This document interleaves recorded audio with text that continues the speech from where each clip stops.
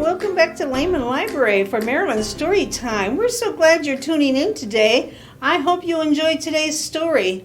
Now, since it's the month of October, I have to warn you a little bit ahead of time. This story might be a little bit scary, so if you don't like scary things, you might want to just not listen to the very end, okay? But it's not too scary.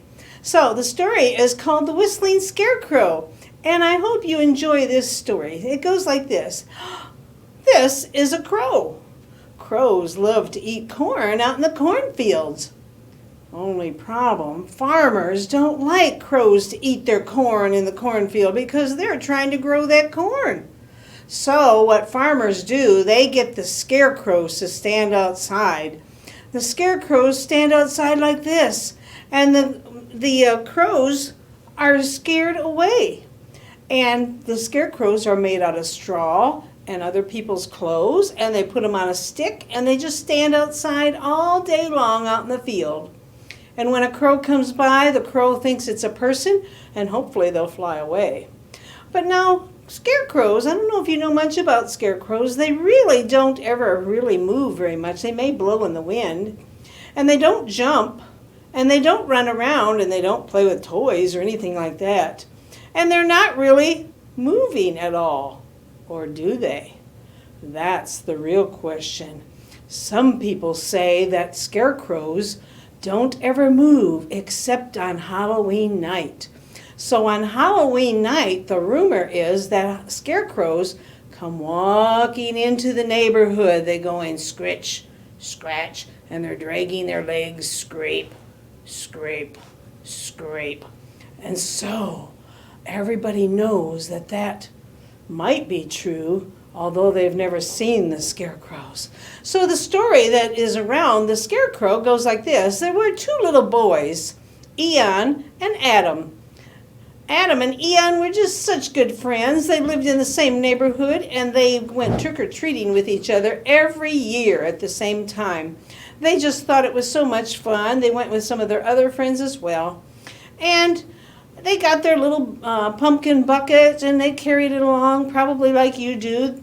Adam dressed up like Spider-Man, Eon dressed up like a ghost, and they were carrying their little trick-or-treat buckets. And as they were walking along in the neighborhood, since they knew the neighborhood, they were by themselves, they weren't too little, and they were carrying their buckets along, and they'd go to the door, trick-or-treat, and people would put candy in their bucket as usual, like you do. Well, every time they went and did that in the evening, people gave them the candy, and they were so happy. Pretty soon their buckets were getting pretty full. And all of a sudden, Eon said, "Ooh, I need to go to the bathroom. Adam, we're pretty close to your house. Do you mind if we stop by your house for a little while?" And Adam said, "I don't mind." Now, Adam was a friendly little guy. He was always whistling. He was going... He was always jovial, and he didn't care what Eon did. He just always had a good time.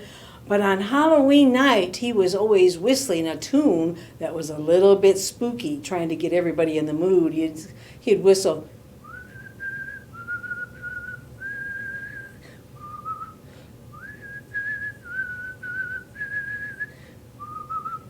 Well, it was a little creepy, but Eon was used to him whistling all the time, so he didn't mind at all.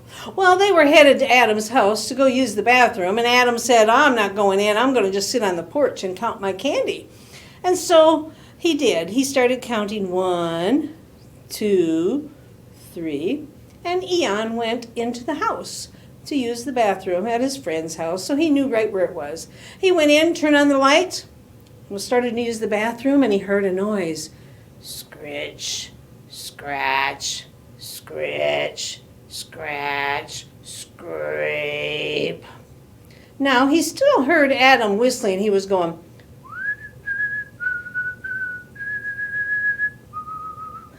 And he thought, oh, everything's good. I don't know what that noise is. And as he was finishing up in the bathroom, he was washing his hands and getting ready to come back out, he heard the scratch, scratch, scratch, scratch, scrape. And pretty soon he didn't hear any noise. Adam wasn't whistling anymore. Eon thought, oh, I better hurry up and get out there. He went out there, and Adam was gone. All that was left on the front porch was Adam's bucket of candy laying all over. And he said, Adam, Adam, where are you? And he thought, oh no, maybe it's true. Maybe the scarecrows do come out on Halloween night. Adam, where are you? Help! Can anybody find Adam? Well, they looked and looked and looked, and Adam wasn't anywhere to be found. Well, Eon was devastated. And years later, when Halloween night came along, Eon went trick-or-treating with his other friends, but he was always thinking about that tune that Adam whistled. It was... And he thought, oh, I sure do miss my friend Adam. I wish he would show up and just appear one day. And they were out trick-or-treating as usual, getting all the candy. And all of a sudden, Eon heard it. He heard that tune.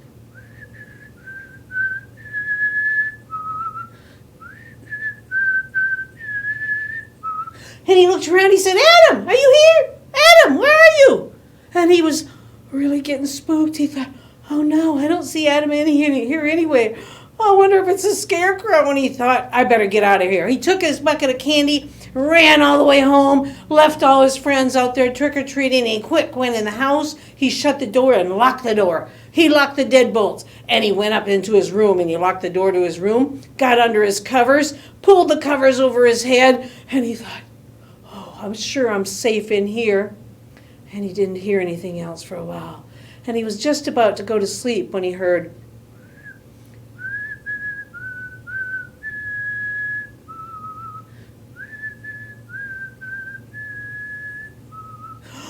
Eon's eyes were as big as saucers. He thought, Adam, are you in here? He heard it. It sounded like he was right there in his house. And all of a sudden he thought, I need to look under my bed.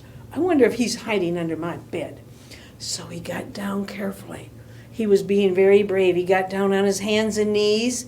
He carefully lifted up the covers, and he put the bedspread up on top, and he peeked under there, and boom! It was a scarecrow. And that's the end of the story. I hope you weren't scared too much. I hope you don't see any scarecrows at your house. Or maybe you'll hear Adam whistling. Anyway, when you go out trick-or-treating, remember to always be safe. And remember, this is just a make-believe story. It's not really true, so you don't have to really be afraid.